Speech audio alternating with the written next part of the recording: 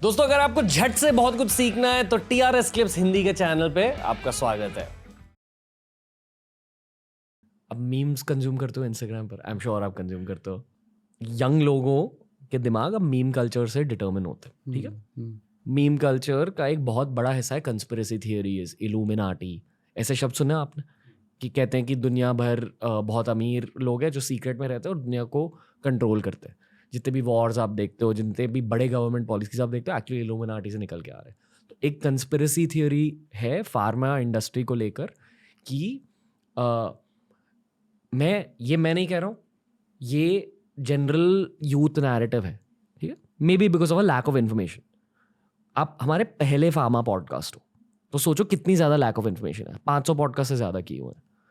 तो मैं आपसे पूछूंगा, इज इट ट्रू कि अगर लोग ज़्यादा बीमार पड़े तो आपको प्रॉफिट्स मिलेंगे? क्योंकि यूथ फार्मा इंडस्ट्री को इस नज़रिए से देखते हैं कि ये लोगों को तो अमीर बनना है, ये लोग तो चाहते हैं कि हम बीमार रहें।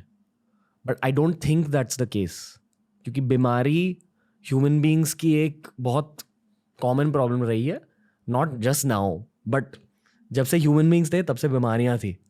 अभी बस बीमारियों का एक सोल्यूशन मिल गया। और ये मैं डेफिनेटली एक डॉक्टर फैमिली से होने के पर्सपेक्टिव से कह रहा हूँ कि बीमारियां बहुत एक ह्यूमन लाइफ का एक पार्ट होती है।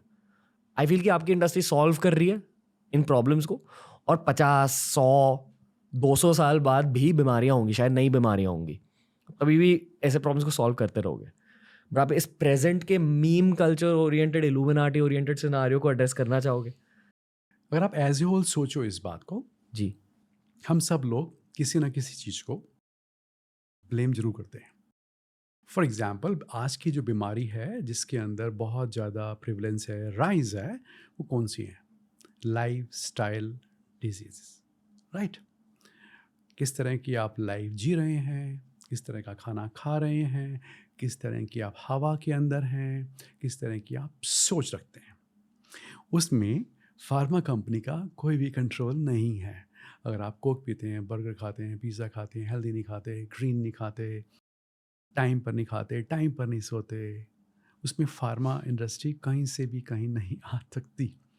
रादर फॉर एग्जांपल, अगर आप इम्यूनिटी की बात करते हैं या वाइटमिन्स की बात करते हैं, तो बहुत फार्मा कंपनीज प्रमोट करती हैं इस बात को कि आप वाइटमिन्स खाइए, आप विटामिन डी खाइए। एग्जाम्पल, हिंदुस्तान के अंदर ऑलमोस्ट, मैं अगर गलत नहीं हूँ तो 60-70% people have deficiency of vitamin D. आप सोचिए, धूप में ही नहीं निकलते, उसके बाद सनस्क्रीन लगा लेते हैं, राइट? तो होना ही है। तो somebody will have to give them some kind of a solution. उसको आप किस, आपके आपके डिफरेंट वेंटेज पॉइंट है, आपका पर्सपेक्टिव डिफरेंट है। हमारा पर्सपेक्टिव क्या है कि हम ऐसी दवाई दें जो पेशेंट्स को ठीक करें, वो सेफ़ हों, वो बेस्ट क्वालिटी की हों, वो मोस्ट अफोर्डेबल प्राइसेस में हो। जो लेने वाला कंज्यूमर है, he should be delighted, he should feel happy. That's a, मतलब that's a kind of marketing. I mean, marketing यही तो है। आपने पेटेंट्स के बारे में बात किया, ये एक्चुअली बहुत ज़रूरी बिजनेस लेसन है हर इंसान के लिए कि पेटेंट्स होते क्या हैं। आई फील कि आपकी इंडस्ट्री भी पेटेंट्स बहुत ज़रूरी है आपकी इंडस्ट्री में। पेटेंट तब होता है जब आप किसी चीज़ को इन्वेंट करते हैं। एक 10 साल के बच्चे को समझा दीजिए कि पेटेंट्स होते क्या हैं।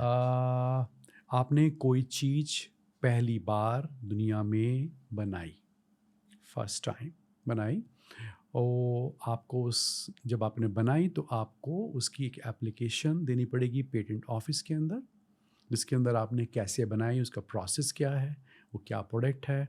बट उसको, उस चीज़ तक पहुंचने के लिए बहुत सारे रेगुलेटरी हर्डल्स को पास करना पड़ेगा। Once it passes that, then you go for it and then you get a kind of a window of certain period, 15 साल तक का होता है, कि आपको कोई बैकवर्ड इंटीग्रेट करके कॉपी नहीं मार सकता। मतलब अगर आपने एक टेक्नोलॉजी बनाई तो कोई उसे कॉपी नहीं कर सकता।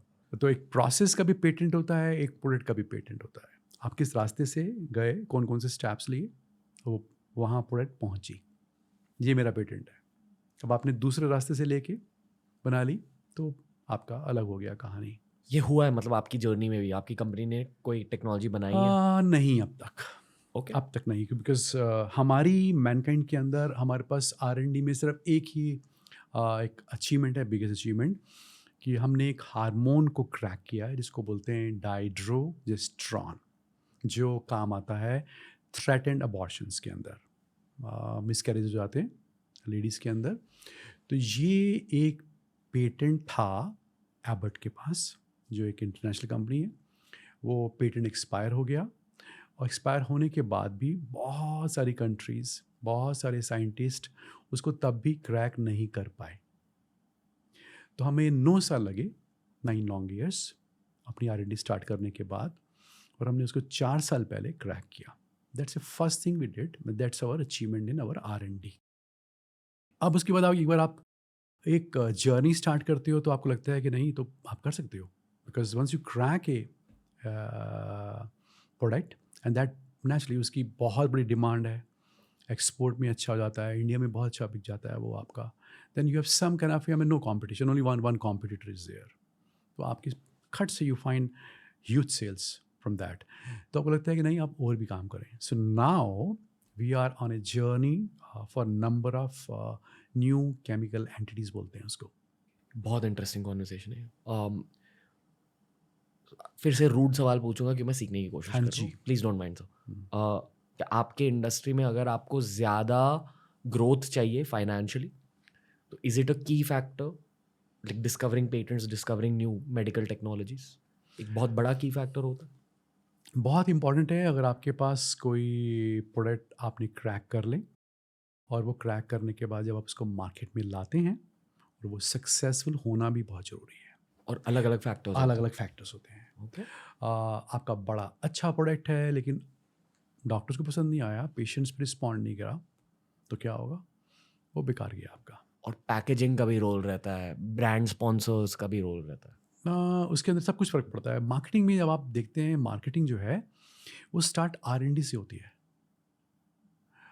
मेरे को क्या ख़ास बात चाहिए, वो फार्मूलेशंस में वो दे पाते हैं, वो पैकेजिंग में हो पाती है। मार्केटिंग ऐसी है कि you are making a promise to your consumer. मैंने आपको प्रॉमिस किया और आपने वो चीज़ ली। If I over deliver, you feel I am very happy. If you under deliver, you feel बेकार है। और ये स्टार्ट वहीं से होती है कि आपके क्या यूनिक सेलिंग पॉइंट हैं, क्या खास बात है।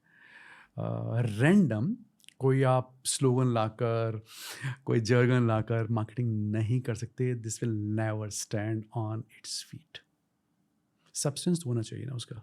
किसी भी फार्मा कंपनी में R&D डिपार्टमेंट बहुत की है, आई एम अज्यूमिंग, करेक्ट उसे?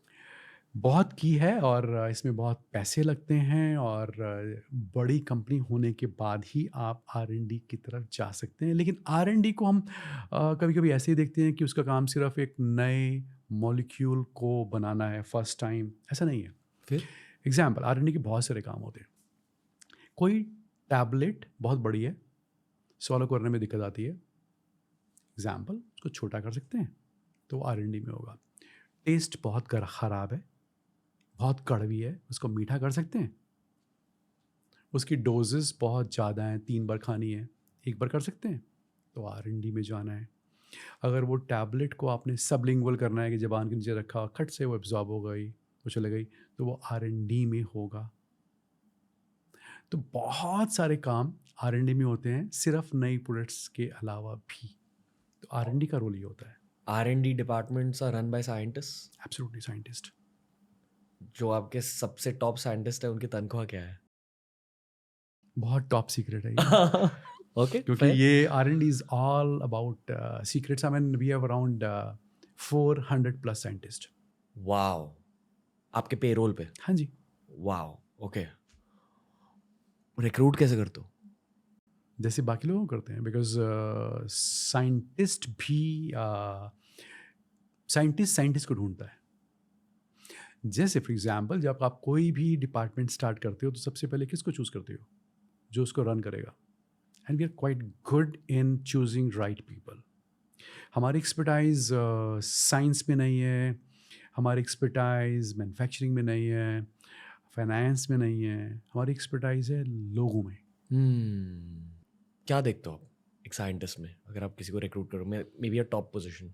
कोई भी आदमी है, साइंटिस्ट है, मार्केटियर है, फाइनेंस है, सबसे पहले तो आपके अंदर कितना, पहली चीज़ हंगर है, पैशन है, आपको बात करने से लगता है बता। दूसरा, आपका ट्रैक रिकॉर्ड क्या है, आपने किस किस कंपनी में काम किया है, किस किस पोजीशन पे काम किया है। आज के टाइम पर jumping jobs is very very prevalent.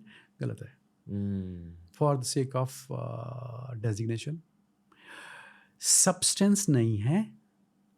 New, everybody is running behind designations, everyone, scientist भी सभी होता है। तो हम क्या देखते हैं कि किसके अंदर वो जो हेड है ना, जैसा हेड होगा वैसी टीम होगी। So we have amazing head, is amazing kind of a head who is running this R&D in a very very nice manner. उसके साथ चिल किया आपने कभी? गप्पे मारी हैं। चिल का मतलब क्या होता है? फिलॉसफी के बारे में बात करते हैं, हेल्थ के बारे में बात करते हैं, ब्रह्मांड के बारे में बात करते हैं। Is a different kind of scientist ऐसे ही होते हैं, ये मैंने देखा शो पर भी। They like talking about crazy things. दोस्तों, अगर ये वीडियो अच्छा लगा तो डेफिनेटली हमारी प्लेलिस्ट देख लीजिए, ऐसे ही वीडियोस आपको वहां भी मिलेंगे। और डेफिनेटली TRS क्लिप्स हिंदी को सब्सक्राइब कीजिए।